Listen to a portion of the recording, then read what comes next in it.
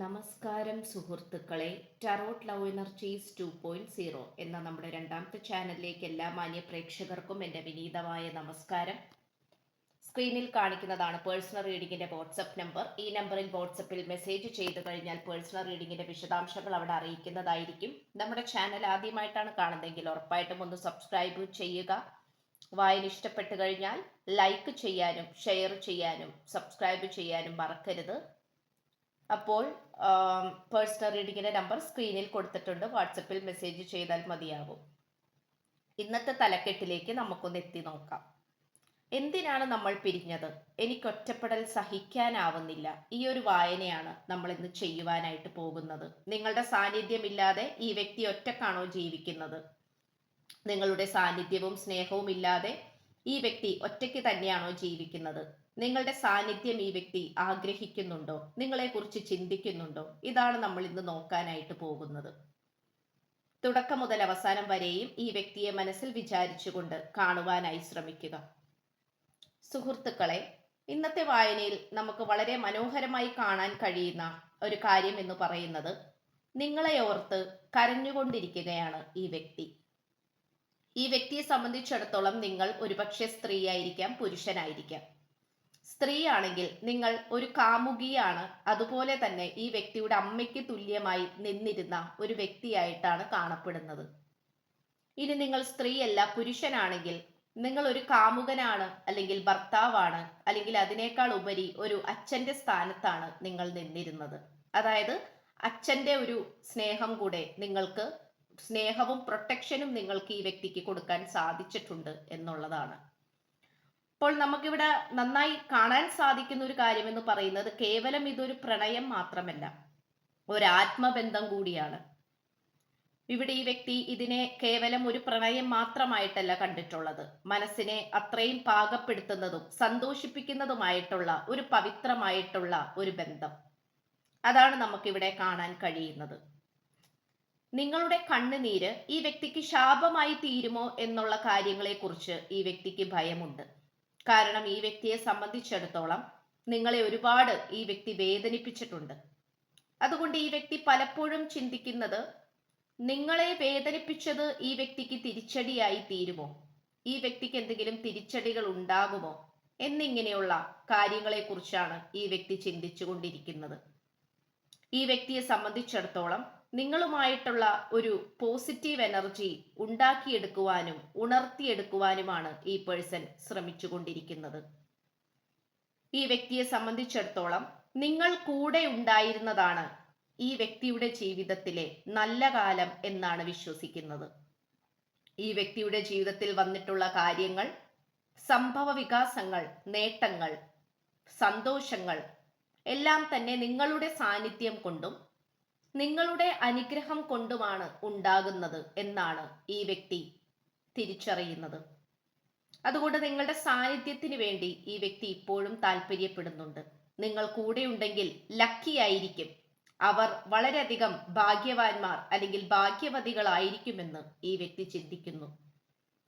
പക്ഷേ നിങ്ങളെ വേദനിപ്പിച്ചതിന് ഈ വ്യക്തിക്ക് തിരിച്ചടി കിട്ടുമോ എന്നുള്ള കാര്യത്തിൽ ഈ വ്യക്തി ഭയപ്പെട്ടുകൊണ്ടിരിക്കുകയാണ്.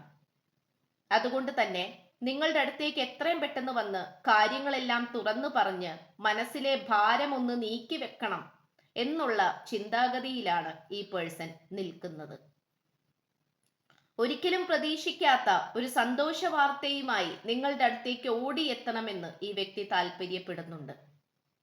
എല്ലാ തരത്തിലും വിജയമുണ്ടാക്കിയെടുക്കണമെന്നാണ് ഈ പേഴ്സൺ ഇപ്പോൾ വിചാരിച്ചു കൊണ്ടിരിക്കുന്നത്. ഈ വ്യക്തിയെ സംബന്ധിച്ചിടത്തോളം നിങ്ങളിലെ പോസിറ്റീവ് ഊർജം ഈ വ്യക്തിയിലേക്ക് വന്നുകൊണ്ടിരിക്കുന്നതായിട്ടാണ് നമുക്ക് കാണുവാൻ കഴിയുന്നത്. നിങ്ങളുടെ സ്നേഹവും പരിചരണയും നിങ്ങളുടെ പ്രൊട്ടക്ഷനും എല്ലാം ഈ വ്യക്തിക്ക് വേണം. ആദ്യം നിങ്ങൾ എങ്ങനെയായിരുന്നു രണ്ടുപേരും ഉണ്ടായിരുന്നത്, അതുപോലെ ഇനിയും പുനരാരംഭിക്കണം എന്ന് തന്നെയാണ് ഈ വ്യക്തി താല്പര്യപ്പെടുന്നത്. ഈ വ്യക്തി ഇപ്പോൾ മറ്റൊരു സ്ഥലത്തേക്കും പോകുന്നില്ല. മനസ്സിന് സമാധാനം കിട്ടുന്ന ഏതെങ്കിലും ഒരു സ്ഥലത്ത് നിൽക്കുന്നതായിട്ടാണ് നമുക്ക് കാണുവാൻ സാധിക്കുന്നത്. അതൊരു പക്ഷേ സ്വന്തം വീട്ടിലായിരിക്കാം, അല്ലെങ്കിൽ കൂട്ടുകാരൻ്റെയോ കൂട്ടുകാരിയുടെയോ വീട്ടിലായിരിക്കാം, അല്ലെങ്കിൽ ജോലി സ്ഥലത്ത് ഹോസ്റ്റലിലായിരിക്കാം എന്നിങ്ങനെയുള്ള ഏതെങ്കിലും സമാധാനം കിട്ടുന്ന ഒരു സ്ഥലത്ത് തങ്ങി നിൽക്കുന്നതായിട്ടാണ് നമുക്ക് കാണുവാൻ സാധിക്കുന്നത്. അതുകൊണ്ട് ഈ വ്യക്തിയെ സംബന്ധിച്ചിടത്തോളം സമാധാനം എന്ന് പറയുന്നത് നിങ്ങളോടൊപ്പം ഉണ്ടായിരുന്നപ്പോഴാണ് ഈ വ്യക്തിക്ക് നല്ല രീതിയിൽ തന്നെ ലഭിച്ചുകൊണ്ടിരുന്നത്. എന്നാൽ നിങ്ങളുടെ സാന്നിധ്യം ഇല്ലാതെയായപ്പോൾ ഈ വ്യക്തിക്ക് സമാധാനം എന്താണ് എന്നുള്ളത് തിരിച്ചറിയാൻ കഴിഞ്ഞില്ല എന്നുള്ളത് മറ്റൊരു സത്യമാണ്. തേർഡ് പാർട്ടിയുടെ കടന്നാക്രമണത്തിലും തേർഡ് പാർട്ടിയുടെ അതിര് കടന്നുള്ള ദ്രോഹങ്ങളിലും ഈ വ്യക്തി ഇരയാവുകയാണ് ചെയ്തിട്ടുണ്ടായിരുന്നത്. അതുകൊണ്ട് തന്നെ ഈ വ്യക്തി ഒരു കാരണവശാലും തേർഡ് പാർട്ടിയിലേക്ക് ഇനി ഒരു മടക്ക് യാത്ര ഇല്ല എന്ന് തന്നെ വേണമെങ്കിൽ പറയാം. തേർഡ് പാർട്ടിയുടെ ആ ഒരു കടന്നാക്രമണങ്ങൾ മതിയായിരിക്കുന്നു എന്നാണ് നമുക്കിവിടെ കാണുവാൻ സാധിക്കുന്നത്. ഇവിടെ നിങ്ങളെ ഉപേക്ഷിച്ചു പോയത് കൊണ്ടാണല്ലോ തേർഡ് പാർട്ടിയുടെ ഭാഗത്തു നിന്നും ഉണ്ടായ മോശപ്പെട്ട സ്വഭാവ രീതികൾ ഈ വ്യക്തിക്ക് അനുഭവിക്കേണ്ടി വന്നത് എന്ന് ഈ വ്യക്തി ചിന്തിക്കുകയാണ്. ഇപ്പോൾ ഈ വ്യക്തി കാലക്രമേണ സ്പിരിച്വൽ ജേണിയിലേക്ക് കടന്നുകൊണ്ടിരിക്കുകയാണ്, അല്ലെങ്കിൽ ആ ഒരു സ്പിരിച്വാലിറ്റിയിലേക്ക് കടന്നുപോയിക്കൊണ്ടിരിക്കുന്ന ഒരു സാഹചര്യമായിട്ടാണ് കാണപ്പെടുന്നത്. സമാധാനവും സന്തോഷവും ലഭിക്കാൻ വേണ്ടി യോഗ ചെയ്യുന്നുണ്ടാകാം, ഫിസിക്കൽ ഫിറ്റ്നസ് നോക്കുന്നുണ്ടാകാം, മെഡിറ്റേഷൻ ചെയ്യുന്നുണ്ടാകാം എന്നിങ്ങനെയുള്ള പല കാര്യങ്ങൾ നമുക്ക് കാണുവാൻ സാധിക്കുന്നുണ്ട്. ഈ വ്യക്തിക്ക് നിങ്ങളോട് എങ്ങനെയെങ്കിലും മാപ്പ് പറഞ്ഞ് നിങ്ങളുടെ ജീവിതത്തിലേക്ക് സമാധാനപരമായിട്ട് കയറി വരണം എന്ന് തന്നെയാണ് ഈ വ്യക്തി താല്പര്യപ്പെട്ടുകൊണ്ടിരിക്കുന്നത്.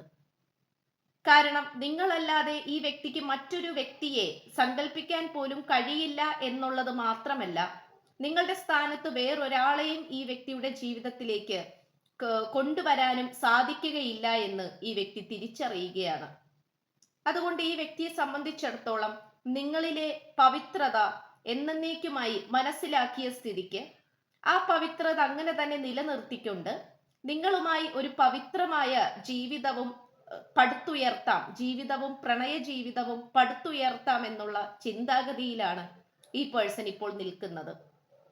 അതുകൊണ്ട് ഈ വ്യക്തിക്ക് കൊള്ളില്ല അല്ലെങ്കിൽ മോശമാണ് എന്ന് തോന്നിക്കുന്ന പല ബന്ധങ്ങളും ഈ വ്യക്തി ഇപ്പോൾ വേണ്ട എന്ന് വെക്കുന്നുണ്ട്. കാരണം ഈ വ്യക്തിക്ക് അത് നല്ലതിനല്ല എന്ന് മനസ്സിലാക്കുന്നത് കൊണ്ടാണ്. അതുകൊണ്ട് അനാവശ്യമായിട്ടുള്ള വ്യക്തികളുടെ സാന്നിധ്യമെല്ലാം ഈ വ്യക്തി മാറ്റിവെക്കുകയാണ്. തേർഡ് പാർട്ടിയെ നല്ല രീതിയിൽ തന്നെ അകറ്റി നിർത്തിക്കൊണ്ട് നിങ്ങളെ ചേർത്ത് പിടിക്കണം എന്ന് തന്നെയാണ് ഈ വ്യക്തി തിരിച്ചറിഞ്ഞുകൊണ്ടിരിക്കുന്നത് അല്ലെങ്കിൽ തീരുമാനിക്കുന്നത്. ഇതിപ്പോൾ നിങ്ങൾ ഏറെ കൂടുതൽ കേൾക്കാൻ ആഗ്രഹിച്ച ഒരു കാര്യം തന്നെയാണിത്. ഈ വ്യക്തിയുടെ ഭാഗത്തു നിന്നും എത്രയും പെട്ടെന്ന് തന്നെ ഒരു തീരുമാനവും അഭിപ്രായവും നിങ്ങളുടെ അടുത്തേക്ക് വന്നേക്കാം എന്നുള്ളതാണ് നമുക്ക് കാണുവാൻ സാധിക്കുന്നത്. ഈ വ്യക്തിയെ സംബന്ധിച്ചിടത്തോളം നിങ്ങളുടെ കാര്യത്തിൽ ഭൗതികപരമായിട്ടുള്ള സുഖങ്ങളെ കുറിച്ചാണ് ഈ വ്യക്തി ഇപ്പോൾ ചിന്തിച്ചു കൊണ്ടിരിക്കുന്നത്.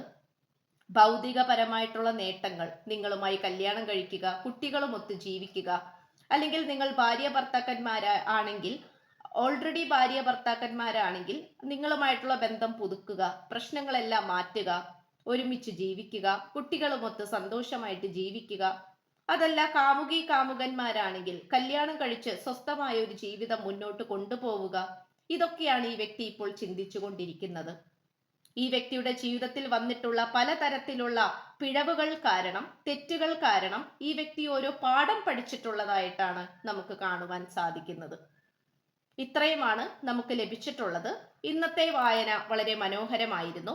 നിങ്ങൾ കേൾക്കാൻ കൊതിച്ച ഒരുപാട് കാര്യങ്ങൾ ഈ വായനയിൽ നിന്നും നിങ്ങൾക്ക് ലഭിച്ചുവെന്ന് വിശ്വസിക്കുന്നു. നിങ്ങളുടെ വ്യക്തിയെ കൂടുതൽ മനസ്സിലാക്കാൻ സാധിച്ചുവെന്ന് ഞാൻ വിശ്വസിക്കുന്നു.